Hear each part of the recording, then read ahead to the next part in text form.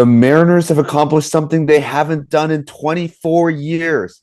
Hello, everyone, and welcome to the series analysis episode of the Seattle Baseline Podcast. My name is Julian Smith, and I'm with Alex Hong. The Mariners are going to the American League Championship Series. First time in my lifetime, first time in your lifetime. Alex, I mean, there's a lot to break down in the game, but I want to hear your thoughts on just like the fact that we made it because this is special. I mean, it really is. And the Mariners, I don't know why they always make it come to this where it's like always like a crazy amount of extra innings. But yeah, 15 innings in game five. The game went all the way to 5 games. I mean, this was a crazy just series in general. I know how we talked about how we needed to win game three and four, right? I mean, in the last episode we did, and they didn't win game four. And that wouldn't have meant they had to beat Skubal twice, and they did. They beat Skubal 4 times. That they clear AL Cy Young winner. They beat him 4 times in a season. I mean, this is just unbelievable. And Skubal didn't even play that bad or anything, but it's just crazy how we actually managed to win. I mean, just lots of emotion for me. I was watching the game. And every time, like it was going into like I think the 13th inning, ground into double play when we really should have scored. And I was like, okay, maybe we'll score in the next inning, 14th inning, because Flaherty was back in, and we like to did good against Flaherty, and then ground into another double play. It was just like it felt like no team really wanted to win, even though both teams clearly wanted to win. Yeah. Um, that was a long game. I think it was something close to 5 hours. Yeah. I stayed up for the whole game. I'm here in the East Coast, so it's really tough for me. So shout out to the Mariners for making it extremely tough for me to stay up for these games, but making me extremely happy as soon as they won. That Jorge Polanco single at the end was it was so good. The way that he just scooped that up from below the zone. He knew that that was the pitch that was coming to him. It's it's great stuff. The I think for the pitching wise, lots of shout outs to Dan Wilson. Um, I I talked about this in the last episode. I'm going to talk about it again. The way that Dan Wilson pitched this specific, Managed, right? yeah, managed the pitching staff and the bullpen, fantastic. He didn't take any chances. The only thing that really went wrong in that last game is Spire gave up the home run to somebody that we expected him not to give up the home run to. It was a lefty lefty matchup. You you pulled George Kirby because in the first game, that's the guy that he gave up the home run to, and then Spire comes in, gives up the home run. It's like, yeah, whatever. But that type of managing is part of what won us the game. Dan Wilson in this series stepped up. That's the difference. Um, if I'm a firm believer that if you don't have a good manager, you're not going to win games. And a lot of teams have bad managers. A lot of Hmm. teams have good managers. But at the end of the day, Dan Wilson learned from what he was doing in the regular season. In this postseason, he didn't take any chances. That's why we won the series. Yeah, and I mean, props to Dan Wilson, like you said. And I want to really emphasize each like case what happened. A bad baseball or good baseball decision can still have a bad outcome, right? But him taking out Kirby was the absolute correct thing to do, right? I mean, if you just look at it, let's be honest here. Kirby does really bad against Carpenter. Carpenter does pretty good against righties. Gabe Spire does really good against lefties, right? Lefties are unhittable against Spire. Kerry Carpenter never hits lefties, right? Again, Kerry Carpenter had only one home run against lefties like all year, right? So the chance of him getting a home run, and I know he did hit the home run, and that was unfortunate, but that was a good decision to make, even if it didn't work out, right? And then because I think Dan Wilson came at this, especially when it got later into the innings. He's like, this is a long game, and the Mariners will win the long game, if that makes sense.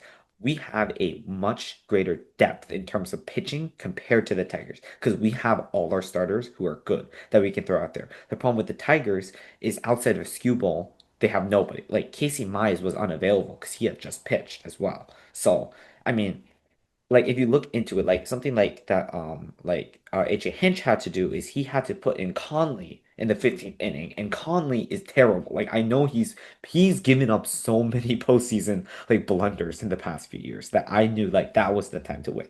But think about it from the Mariners' perspective. We had Luis Castillo, who would have probably have gone for at least a few more innings. Right? We had a few more innings of still left to Castillo. The way Dan Wilson managed the bullpen was unbelievable. We put in Gilbert, which was a bold move. And once we realized Gilbert didn't have anymore, we immediately took him out. We did not take any chances. But Dan Wilson wanted to try to lengthen the amount that all the pitchers went. Like Bizarro. He really pushed Bizarro, but Bizarro got the job done, right? He pitched it was well, I don't even remember what it was, but it felt like it was I think he entered 3 innings. I don't think he finished the third one, but he pitched so much. Brash, we had him pitch 2 innings, 2 big innings. Munoz as well. He pitched 1.1 innings, I think. Just great managing by Dan Wilson. This is the type of managing you need from a playoff team. And we've criticized Dan Wilson at times this season, but he really, really earned a spot in the playoffs this season. Absolutely. If you look at the when you look at the fact that we pitched 15 innings, I think the first thing that comes to mind is what do we do against Toronto? Because obviously we just burned our entire pitching staff on that one game.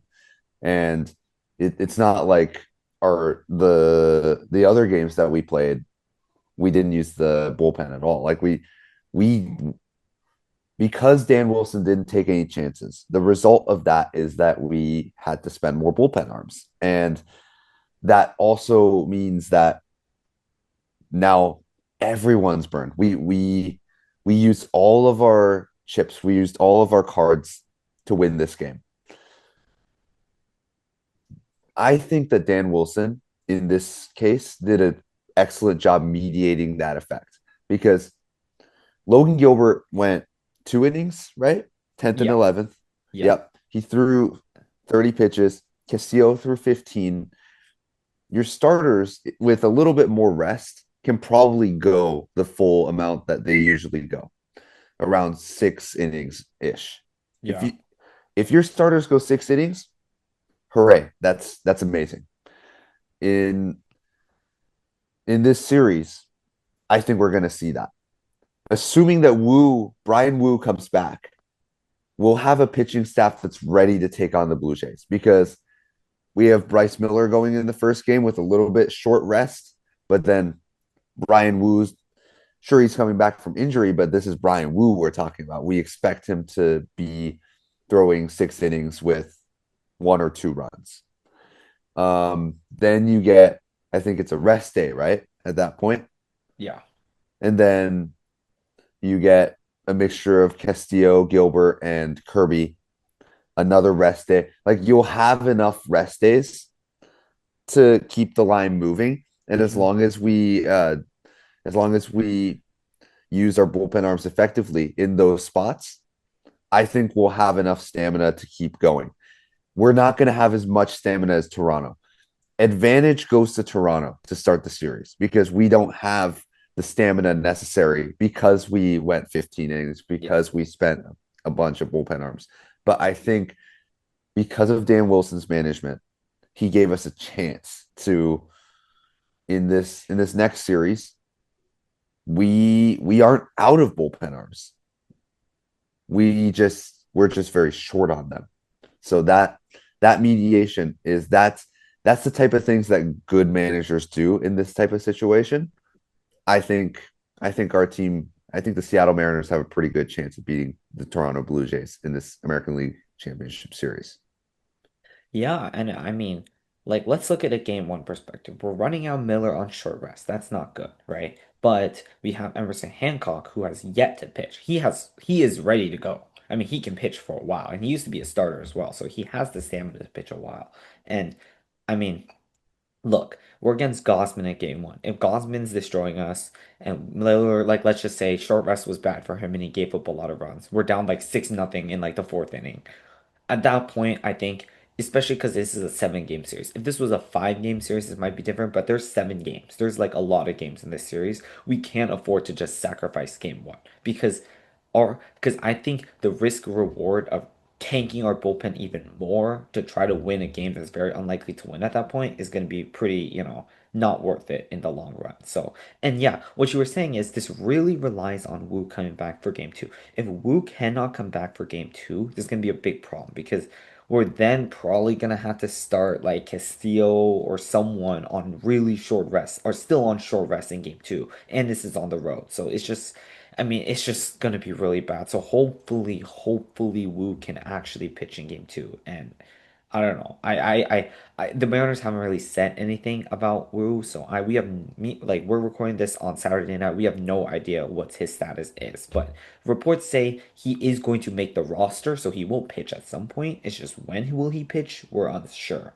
Hopefully it's game two. If it's not game two, this is gonna set our rotation back, and it's gonna be very, very difficult. But yeah, the way hopefully it ends up going is Miller game one, Wu game two, and then we'll have a mixture of Castillo, Kirby, Gilbert in game three, four, and five Yep. at home. Then in game six on the road, we'll have Wu again. And then game seven, we'll run out everybody to try to win a desperation, game seven, elimination, sudden death game seven. And I think that will be perfectly ideal in that case, if that is able to happen. Yep. The Mariners offense did not play good in this Detroit Tigers series. And credit to the Detroit Tigers. I think their pitching was really solid. The Tarek Skubal game, that's what you expect, is a low scoring game where Skubal mows down basically your entire lineup for 6 or 7 innings. And once you get to the bullpen, you crush their bullpen. That's what Leo Rivas did. That's why we were tied going into the 10th inning.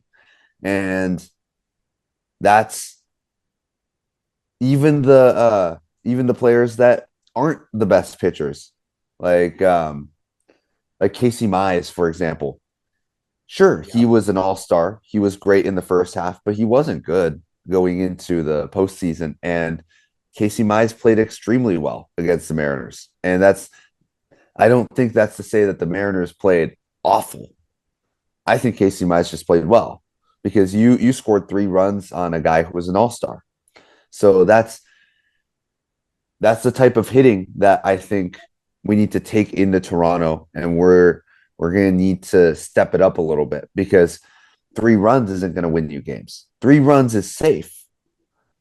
4 runs or 5 runs is what wins you games. So especially against the offensive squad like Toronto, you can't you can't not score against them because their pitching staff isn't as good as their offense, and their offense can obliterate your pitching if you're not careful. So, my keys to this game, this series, Dan Wilson's managing. Just keep not taking any chances. Get your head focused every single pitch, one pitch at a time. If this batter's coming up, we go this guy. Bullpen's up all the time, making sure we're stable and running through the exact plan that we planned for the Toronto Blue Jays. Offense needs to score more. And as long as the pitching doesn't blow up, I think those two, that's the recipe for success. And actually, I want to piggyback on one more thing from the Tiger series that Dan Wilson did, which I thought was crazy, right? Garver's was supposed to come up. He pinch hits Canzone. Then AJ Hinch decides to bring in a lefty. And then we pinch hit Canzone for Rivas, who then gets the game tying run, right? That was a crazy sequence. I love the aggressiveness by Dan Wilson, right? I mean, he's really going by handedness, but I guess he's going really big by statistics or like analytics, right? From that standpoint. And I think that's the good way to go. Like I think for a manager, I know there's like a big talk. Do you do analytics? Do you do like I forgot what it's called, but it's just like the flow or it's just like non-analytic perspective. And I think you need a combination of both. And I think Dan Wilson was using a combination of both. Even like with the analytics with Kerry Carpenter, I mean, you could just tell Kirby and Carpenter, that's a bad matchup. We gotta take him out of Yeah. there, right? So, that's why I really love that Dan Wilson did. But yeah, going on to the offense. Um, like they definitely need to play better because this Blue Jays offense is good. And especially because we're not entirely sure if they're going to get Bo Bichette back or when they're going to get Bo Bichette back. But if they get Bo Bichette back, that's going to really boost their already really good offense. I mean, the Blue Jays dominated the Yankees. Like, even though it was like a 3-1 or series victory, they were clearly the better team. They dominated them. The offense completely manhandled the entire Yankees like pitching in general. And I know our pitching's better than the Yankees, at least in my opinion. And I mean, objectively, it is better than the Yankees. Um, the Blue Jays can still hit, and they're way better at hitting than the Tigers are. They have lots of threats. They have Springer, they have Vladdy. They might get Bo Bichette back. They have Alejandro Kirk, who's a catcher who's also really good this season. They got lots of weapons out there. And yeah, it's going to be hard to pitch around these guys. It's going to be harder to pitch around these guys than the Tigers. So, I mean, the only way around that is we're ultimately just going to give up more runs, most likely, against these guys than the Tigers. So we have to respond back and score a lot of runs too. And that's going to be really, really important. And I know our players are tired, and it really might lead to them struggling in game one. And that's okay because this is a 4 game or a 7 game series. And I feel like we can't afford to lose the first game. It's a lot different than losing the first game of the ALDS because that's a 5 game series. But for a 7 game series, considering the circumstances, if we lose game one, I think it's okay. But we have to be able to bounce back and then win the other games, especially the games at home. Yep. I think you said it perfectly there. The Mariners, Dan Wilson needs to manage well. Continue to do exactly what he's doing. The aggressiveness is great. You the management of this team, the way that he pitches, with the way that he switched his pitchers to make sure that he's taking no chances against all of these dangerous batters. It's Hmm. going to be tougher against the Blue Jays because they have more threats than the Detroit Tigers do, 100%. But the Mariners offense, Cal Raleigh 60 home runs, Julio Rodriguez superstar, Jorge Polanco 2 homers against Tarek Skubal. We have all these guys that can go out and have these magnificent days. Josh Naylor is heating up, and so I think the Mariners offense is about to turn the corner against the Blue Jays, and it's going to be an offensive slugging battle, but I think the Mariners can come out on top. And one more thing I'm gonna add is that the Blue Jays pitching is not that good. Like I feel like we have the pitching advantage versus the Blue Jays. Gossman's good, but like Scherzer didn't even make the ALDS roster. He's not very good anymore. Bieber, he's very hit or miss. And other than that, they ran a lot of I think they ran a lot of bullpen games. I think the second game of the series against the Yankees, they actually bullpen game. I might be wrong on that, but I know they bullpen gamed one of the games, but yeah, the we should be able to do some damage against the Blue Jays, and we have to if we're gonna match up. This is more of a offensive like um series in my opinion. Like the Tigers one, they had the best like pitcher in the American League, so that's like gonna lead to a lot of more lower scoring games. But we have to be able to score, and I think knowing that like the Mariners are hyped too. I mean, like they fought hard.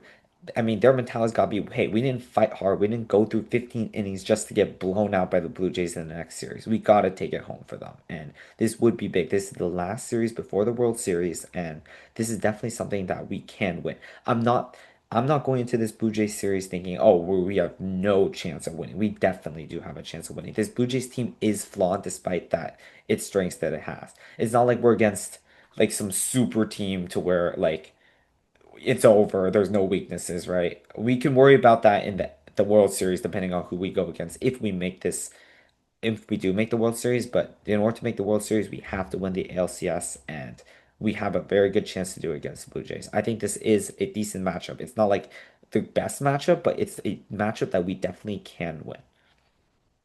Yep, just get those runs, stop the Blue Jays from scoring runs, and we'll go on our way to face whoever we have to face, the Brewers or the Dodgers. Thank you everyone for tuning in. Check us out on Spotify, Apple Podcasts, and our beautiful faces on YouTube. Check out our Instagram. And as always, go Mariners. Go Mariners.